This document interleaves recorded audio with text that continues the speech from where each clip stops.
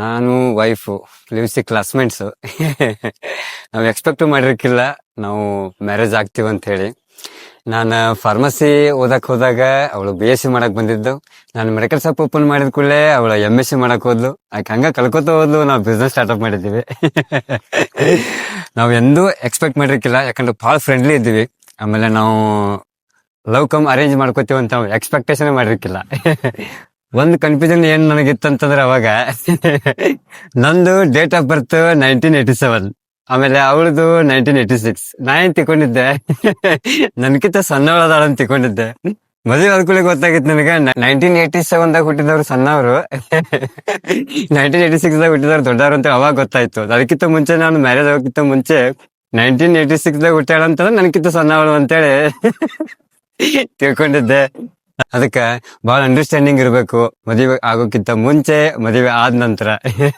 ನಾವ್ ಎಷ್ಟು ಜಗಾಡ್ತಿಲ್ಲ ಅಷ್ಟ ಲವ್ಲಿ ಇರ್ತೀವಿ, ಫ್ರೆಂಡ್ಲಿ ಇರ್ತೀವಿ. ಫ್ಯಾಮಿಲಿ ಇಂಪಾರ್ಟೆನ್ಸ್ ನಾವ್ ಎಷ್ಟು ಜಾಸ್ತಿ ಕೊಡ್ತೀವಲ್ಲ ಅಷ್ಟ್ ನಾವ್ ಬಿಸ್ನೆಸ್ ಒಳಗೂ ಸಕ್ಸಸ್ಫುಲ್ ಆಗ್ತೀವಿ. ಕೋಟಿ ಗಂಟ್ಲೆ ಆಸ್ತಿ ಇದ್ರೆ ಫ್ಯಾಮಿಲಿ ಬಹಳ ಇಂಪಾರ್ಟೆಂಟ್ ಆಗ್ತದೆ ಅಂತ ನಂದ್ ಅನಿಸಿಕೆ. ಯಾವಾಗ್ಲೂ ಫ್ಯಾಮಿಲಿ ಜೊತೆ ಹ್ಯಾಪಿ ಇರ್ರಿ, ಲವ್ಲಿ ಇರ್ರಿ. ಬಾಯ್ ಬಾಯ್, ಟೇಕ್ ಕೇರ್.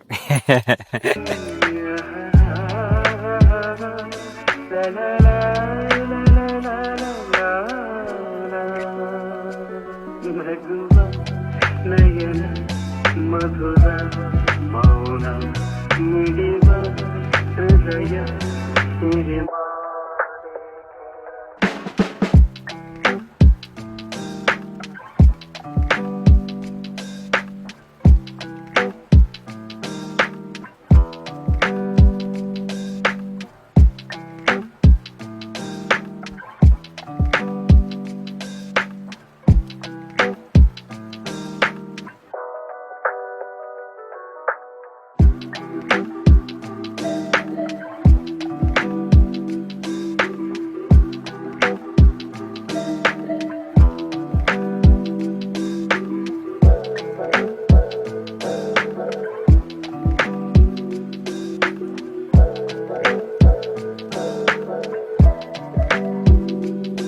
la